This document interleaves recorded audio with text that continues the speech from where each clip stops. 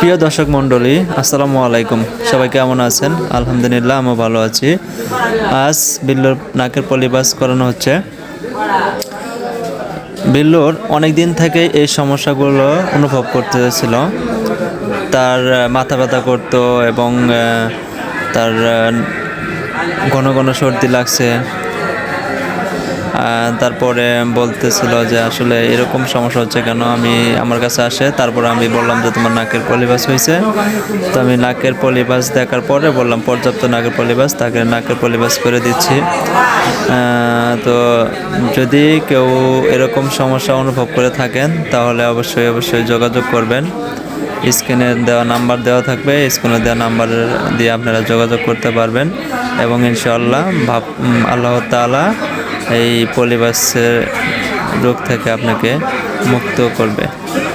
সবাই ভালো থাকবেন, সুস্থ থাকবেন। আল্লাহ হাফেজ।